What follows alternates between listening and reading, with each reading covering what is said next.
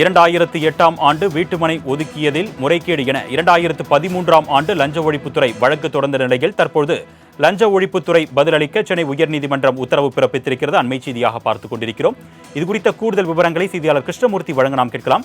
வணக்கம் கிருஷ்ணமூர்த்தி, இந்த வழக்கு தொடர்பான கூடுதல் விவரங்கள் சொல்லுங்க. வணக்கம்.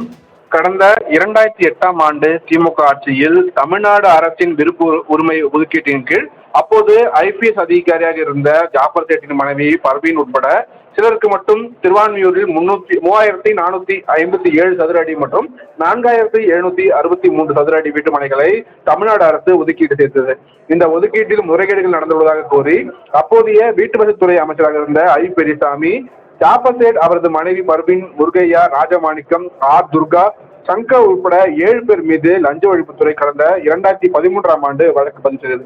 அமைச்சர் பெரியசாமி தவிர மற்றவர்கள் மீதான வழக்கு உச்சநீதிமன்றம் மற்றும் உயர்நீதிமன்றத்தால் ரத்து செய்யப்பட்டுள்ளது.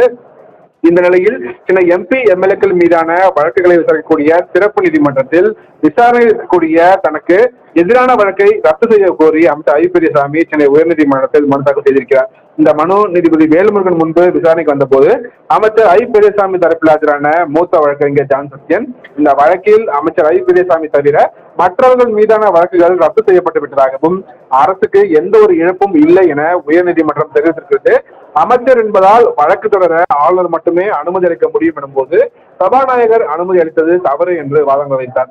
மேலும் சிறப்பு நீதிமன்றத்தில் உள்ள வழக்கின் விசாரணைக்கு தடை விதிக்க வேண்டும் எனவும் நேரில் ஆஜராவதிலிருந்து விலக்களிக்க வேண்டும் எனவும் அவர் தரப்பில் கோரிக்கையானது விடுக்கப்பட்டது. எதிர்த்தரப்பை கேட்காமல் எந்த ஒரு உத்தரவும் பிறப்பிக்க முடியாது என கூறிய நீதிபதி மனுவிற்கு டிசம்பர் 19ஆம் தேதிக்குள் பதிலளிக்கும்படி லஞ்ச ஒழிப்புத்துறைக்கு உத்தரவிட்ட நீதிபதி விசாரணையை டிசம்பர் 20ஆம் தேதிக்கு தள்ளி வைத்து உத்தரவிட்டிருக்கிறார். அருணேஷ், விரிவான தகவல்களுக்கு நன்றி கிருஷ்ணமூர்த்தி.